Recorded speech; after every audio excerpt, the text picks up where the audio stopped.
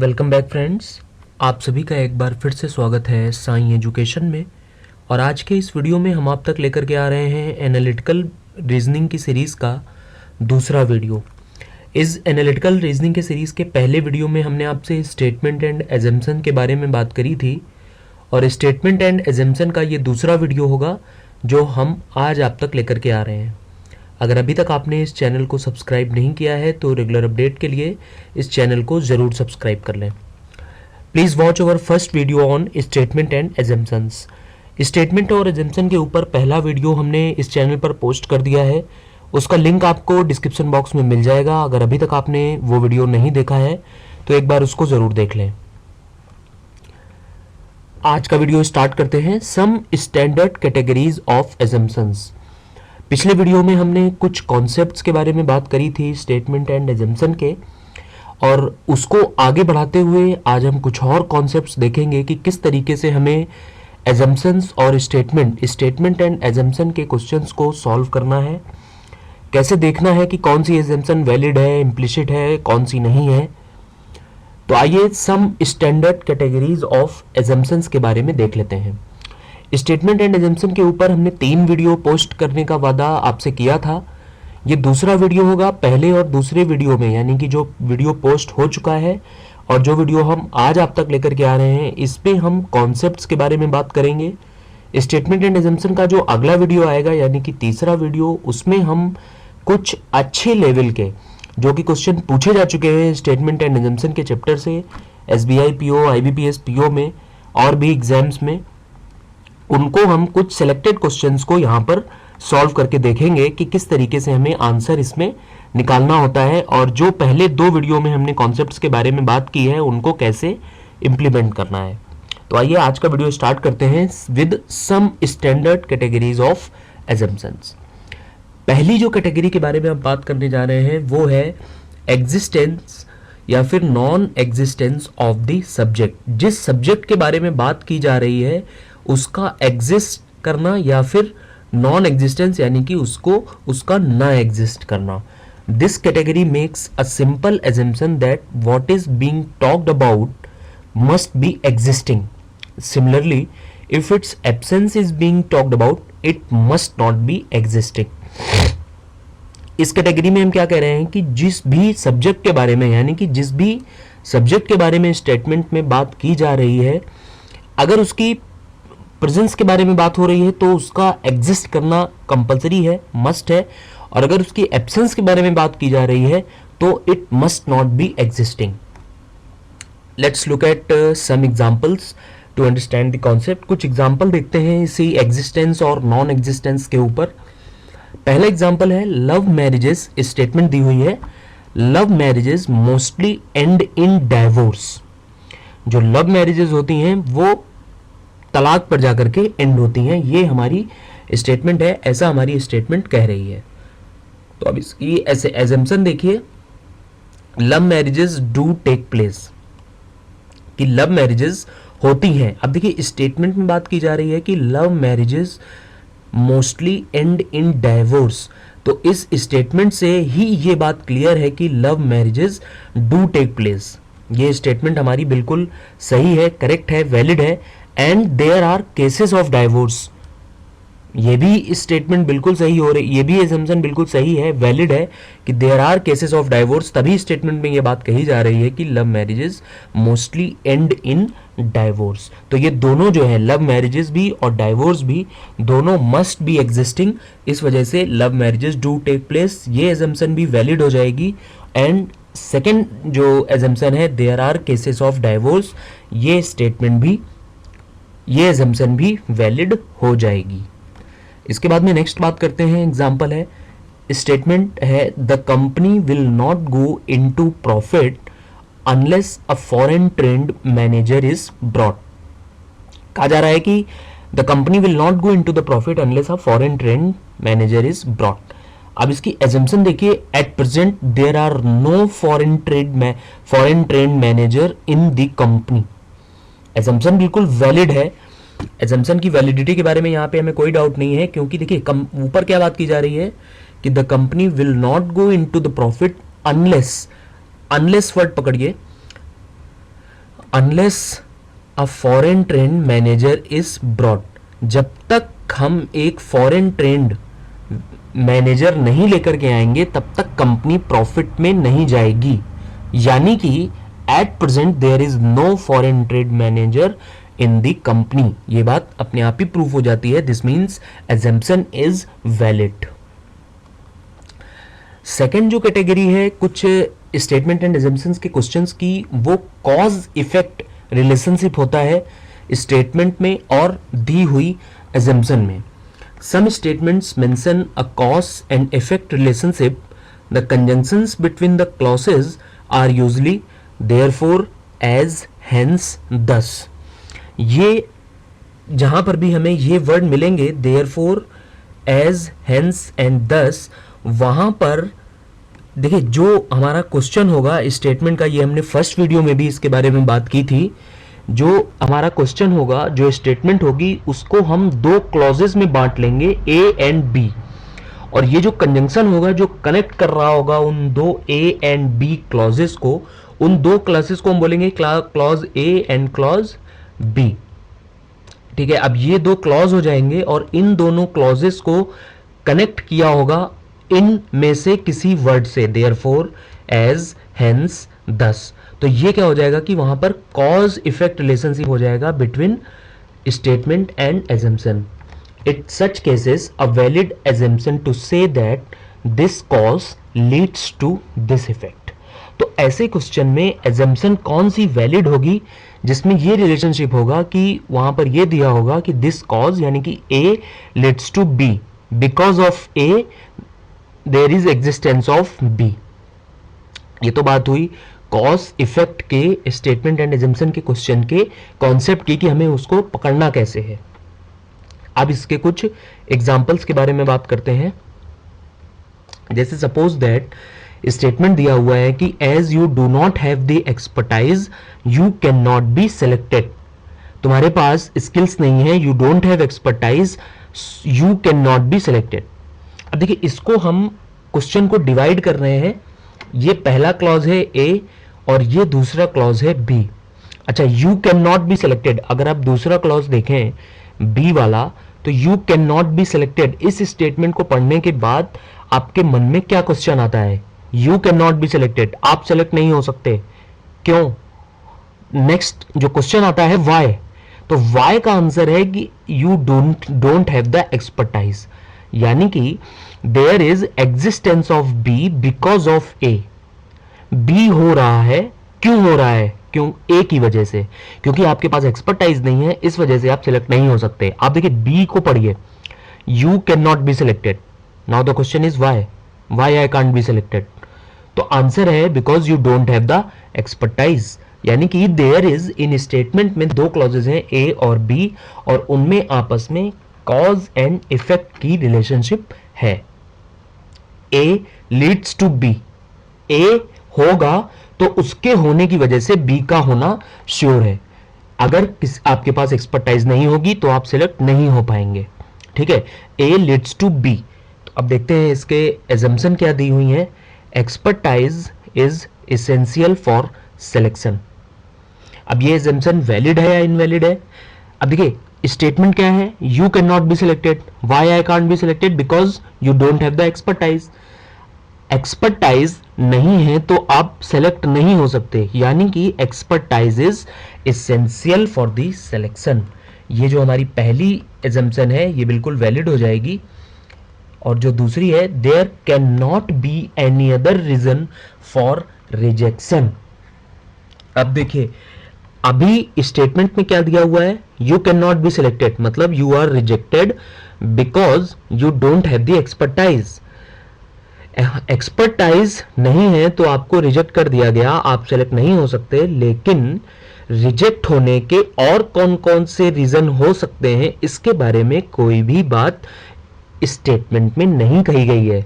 वहां यह नहीं कहा गया है कि आपके पास एक्सपर्टाइज नहीं है, इस वजह से आप रिजेक्ट किए जा रहे हैं और कोई रीज़न ऐसा नहीं हो सकता है कि आपके पास एक्सपर्टाइज हो लेकिन आप जो रिक्वायर्ड डॉक्यूमेंट हो वो ना दे पा रहे हो, वो ना अवेलेबल करा पा रहे हो, इसकी वजह से आपका रिजेक्शन हो जाए फर्दर आगे जाके। इसके बारे में स्टेटमेंट में कोई बात नहीं की गई है। इन क्वेश्चंस को सॉल्व करते समय हमें कुछ भी अपनी तरफ से ऐड करके नहीं चलना है। स्टेटमेंट में जो दिया है उतनी ही जानकारी हमारे पास होती है बस।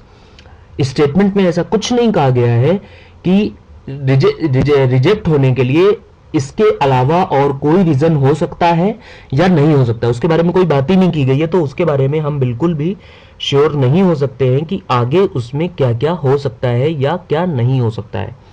मींस जो पहली एजम्पशन है expertise is essential for the selection, ये बिल्कुल ट्रू हो जाएगी। और जो दूसरी है there can not be any other reason for rejection, ये इनवैलिड हो जाएगी, ये एजम्पशन इम्प्लिसिट नहीं रहेगी। क्यों? क्योंकि किसी और रीजन के बारे में हमें कुछ नहीं बताया गया है। अगला एग्जाम्पल देखते हैं। इट रेन्ड लास्ट नाइट दस the ground had become wait. Last night बारिश हुई जिसकी वजह से ग्राउंड जो है वो वेट है यानी कि गीला है। एजम्पशन यहां पर ली जा रही है कि when it rains ground become wet. Statement फिर से पढ़िए। It rained last night 10। अब देखिए इस पूरे क्वेश्चन को आप अगर दो क्लॉजेस में डिवाइड कर रहे हैं मींस ये एक क्लॉज ए और दूसरा क्लॉज यहां से the ground have become wait, ठीक है, तो ये हो गया बी। और इन दोनों को हमने कनेक्ट किया है बाय यूजिंग दिस कंजंक्शन 10।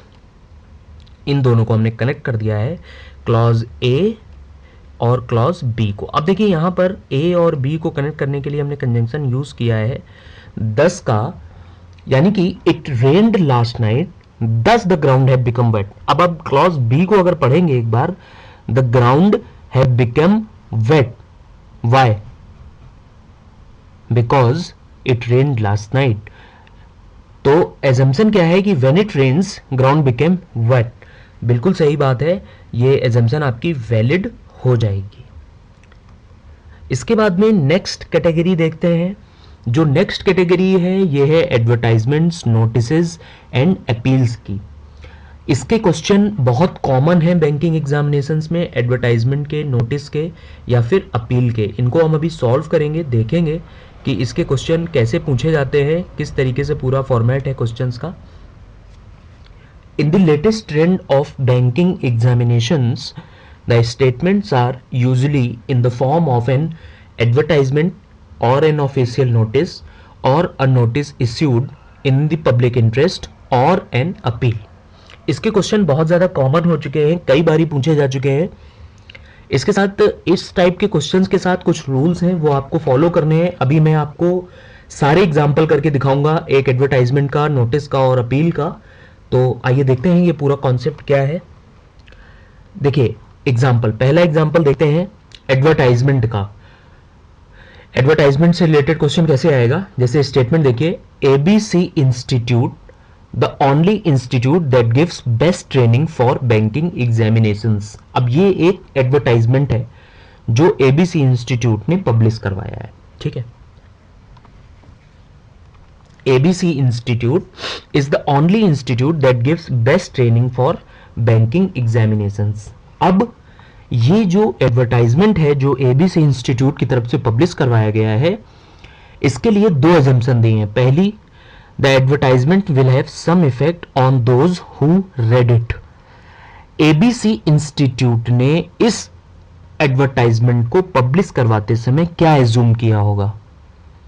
आपका सपोज दैट कोई इंस्टीट्यूट है, कोई बिजनेस है, आप उसका एडवर्टाइजमेंट करवाते हैं किसी रिप्यूटेड न्यूज़पेपर में, तो आप क्या एज्यूम करके चलते हैं कि जो भी पब्लिक, जो भी ऑडियंस इस एडवर्टाइजमेंट को मेरे पढ़ेगी, उसमें हो सकता है कि 10 लोग पढ़ें, 100 लोग पढ़ें, तो 2 लोग जरूर इंटरेस्टेड होंगे, 2% लोग, 3% लोग, 4% लोग जरूर इंटरेस्टेड होंगे। ये आप एज्यूम करके ही तो एडवर्टाइजमेंट देते हैं, कि आप ये एज्यूम करके देते हैं कि नहीं नहीं बिल्कुल कोई भी इंटरेस्टेड नहीं होगा, लेकिन चलो फिर भी दे देते हैं। ऐसा तो नहीं होता है। तो जो एजम्पशन पहली है कि the advertisement will have some effect on those who read it, ये बिल्कुल वैलिड हो जाएगी, इसको हमें बिल्कुल वैलिड मान के चलना पड़ेगा, ये इम्प्लिसिट हो जाएगी। और दूसरी जो है, students are looking for best training for banking examinations. जब भी एडवर्टाइजमेंट से रिलेटेड क्वेश्चन आए और एडवर्टाइजमेंट जिस भी चीज का हो, और अगर एजम्पशन में ये कहा जाए कि people are looking for this, suppose किसी भी चीज का एडवर्टाइजमेंट हो, किसी भी चीज का, और इस एजम्पशन में कहा जाए कि people are looking for this, तो वो बिल्कुल करेक्ट होती है जिस भी चीज का एडवर्टाइजमेंट है। तो students are looking for best training for banking examination, और बेस्ट ट्रेनिंग का ही एडवर्टाइजमेंट है। तो ये सेकंड रूल, तो सेकंड एजम्पशन के लिए तो आप बिल्कुल रूल है ये, इसको आप बिल्कुल मान लीजिए कि जिस भी चीज का, जिस भी ऑब्जेक्ट का एडवर्टाइजमेंट किया जा रहा है तो public is looking for that. तो सेकंड जो हमारा एजम्पशन है ये भी बिल्कुल वैलिड हो जाएगा, यानी कि ये दोनों हमारे एजम्पशन जो है वैलिड हैं, इम्प्लिसिट हैं। इसके बाद में नेक्स्ट बात करते हैं। नेक्स्ट क्वेश्चन जो है ये नोटिस का ले रहे हैं हम लोग। From 1 April 2017 onwards, it has been made compulsory for every worker to submit their daily work report to the manager. A notice issued by a company. किसी कंपनी ने अपने वर्कर्स के लिए नोटिस इश्यू किया है कि आपको क्या करना है। 1 अप्रैल 2017 से it has been made compulsory for the every worker to submit their daily work report to the manager. Assumption देखिए, पहला एजम्पशन है the notice will be red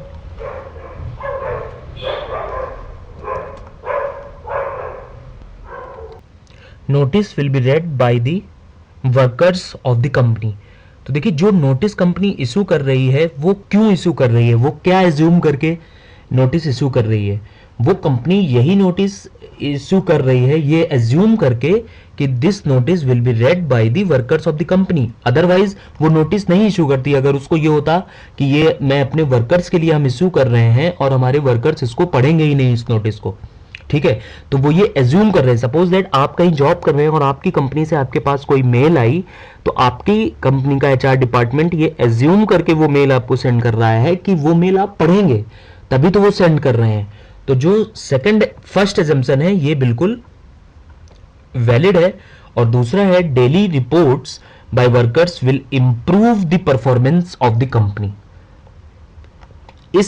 इसके बारे में कोई भी बात स्टेटमेंट में नहीं की गई है कि ये डेली जो वर्क रिपोर्ट सबमिट कराई जा रही है इसका मोटिव क्या है, इसका ऑब्जेक्टिव क्या है, परफॉर्मेंस इंप्रूव करना या एम्प्लॉयज को ट्रैक करना। तो इसके बारे में कोई भी बात स्टेटमेंट में नहीं की गई है, तो हम इसके बारे में श्योर नहीं है अभी कि ये वाली एजम्पशन वैलिड होगी या नहीं होगी, क्योंकि इसके बारे में स्टेटमेंट में ऐसी कोई भी बात कही नहीं गई है। इसके बाद में अगला एग्जाम्पल है buy pure butter of company A an advertisement in a magazine. एक एडवर्टाइजमेंट दिया गया है कंपनी ए की तरफ से कि buy pure butter of company A, ठीक है। तो एजम्पशन है पहली, no other company supplies pure butter, no other company supplies pure butter. इन्होंने कहा है कि प्योर बटर लीजिए कंपनी ए का, प्योर बटर परचेज करिए कंपनी ए का। अब एजम्पशन कह रहा है कि कोई दूसरी कंपनी प्योर बटर सप्लाई नहीं करती है।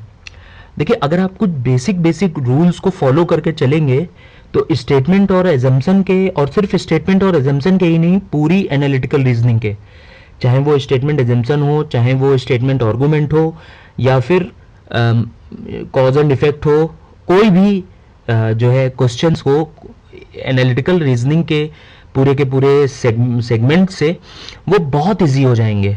अभी देखिए, एक बेसिक सा फंडा मैंने स्टेटमेंट एंड एजम्पशन के पहले वीडियो में, जो प्रीवियस वीडियो था स्टेटमेंट एंड एजम्पशन का, उसमें आपको बताया था कि स्टेटमेंट में जो चीज़ दी हुई है आपको सिर्फ उतना ही एज्यूम करके चलना है, आप उसमें कुछ भी अपने मन से एज्यूम नहीं करिए।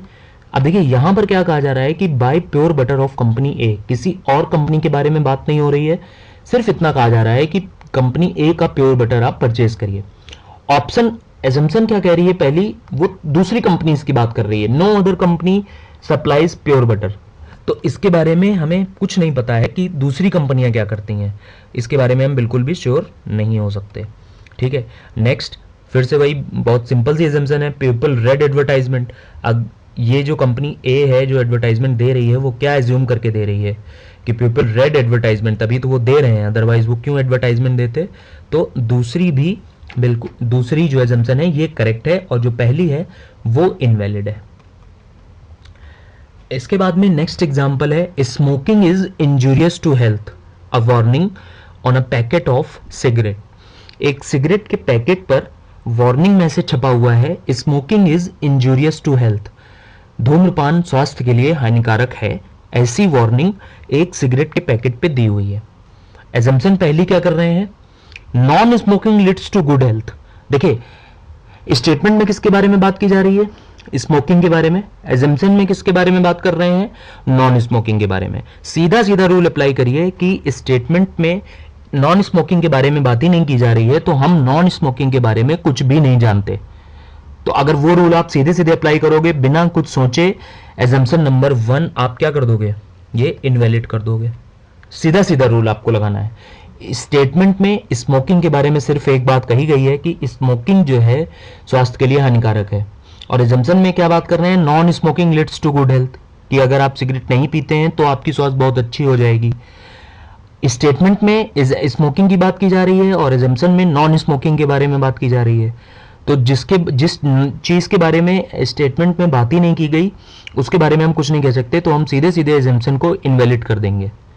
और सही भी है, smoking is injurious to health, ये वार्निंग दी हुई है एक सिगरेट के पैकेट पे, ये हमारा स्टेटमेंट है। और एजम्पशन कह रहा है कि non smoking leads to good health, we are not sure. ये कहा जा रहा है कि स्मोकिंग हानिकारक है लेकिन नॉन स्मोकिंग बहुत अच्छी है स्वास्थ्य के लिए या खराब है, इसके बारे में कोई बात नहीं की गई है, तो हम तुरंत इसको इनवैलिड कर देंगे। अच्छा, सेकंड एजम्पशन देखिए, people will pay heed to such warnings. ये लगातार मैं आपको बता रहा हूँ, smoking is injurious to health एक वार्निंग दी गई है, तो जिस भी कंपनी ने ये वार्निंग सिगरेट के पैकेट पे छापी है या गवर्नमेंट ने ऐसा अगर डायरेक्टिव दिया है तो वो क्या सोच के दिया होगा कि पीपल इस पे, जो पब्लिक है जो सिगरेट पीती है, जो सिगरेट यूज़ करते हैं, जो स्मोक करते हैं, वो इसको ध्यान देंगे और इस गंदी आदत को छोड़ेंगे। तो people will pay heed to such warnings, ये एजम्पशन आपकी बिल्कुल वैलिड हो जाएगी। इसके बाद में नेक्स्ट थोड़ी सी बात कर लेते हैं, difference between implication and assumption. इन दोनों में डिफरेंस क्या है। Sometime implications are also treated as assumptions. Implications means something which is implied. देखिए इस इम्प्लीकेशन का मतलब है, implication means hidden meaning of the statement. Statement जो बेस्ड होती है वो इम्प्लीकेशन पर ही बेस्ड होती है, मतलब हिडन मीनिंग होता है स्टेटमेंट का। जब हम नेक्स्ट वीडियो में क्वेश्चन सॉल्व करेंगे तो वहां पर इसके एग्जाम्पल भी मैं आपको दूंगा। इम्प्लीकेशन के ऊपर आपकी स्टेटमेंट बेस्ड होती है और स्टेटमेंट के ऊपर आपकी एजम्पशन बेस्ड होती है, ठीक है। मतलब इम्प्लीकेशन जो है वो, implication is hidden meaning of the statement. इस इम्प्लीकेशन के ऊपर आपकी स्टेटमेंट बेस्ड होती है और स्टेटमेंट के ऊपर एजम्पशन बेस्ड होती है। इसके जब हम अगले थर्ड वीडियो में आप तक लेकर के आऊँगा आज या कल में ही, तो हम इसके जब क्वेश्चन सॉल्व करेंगे, अच्छे लेवल के क्वेश्चन स्टेटमेंट एजम्पशन के सॉल्व करेंगे, तो वहां पर ये कॉन्सेप्ट मैं आपको और अच्छे से समझा दूंगा। और अभी तक जब तक थर्ड वीडियो में पोस्ट करता हूं इस चैनल पर, साई एजुकेशन पर, तब तक आप ये फर्स्ट और सेकंड वीडियो कम से कम 2-2 बार जरूर देख लीजिए ताकि आपके पूरे कॉन्सेप्ट्स रिव्यू हो जाएं। और इसके बाद जब हम क्वेश्चन सॉल्व करेंगे तो इन्हीं कॉन्सेप्ट्स को वहां पर अप्लाई करेंगे और क्वेश्चंस को सॉल्व करेंगे। अगर आपको ये वीडियो पसंद आया है तो इस वीडियो को लाइक और शेयर करके हमें अपना सपोर्ट ज़रूर दें। इस चैनल को सब्सक्राइब करना बिल्कुल भी ना भूलें। और अगर आपके मन में कोई डाउट है, कोई क्वेरी है, कोई क्वेश्चन आप हमसे पूछना चाहते हैं तो कमेंट सेक्शन में ज़रूर पूछें। मुझे आपके कमेंट्स का वेट रहता है। Thank you.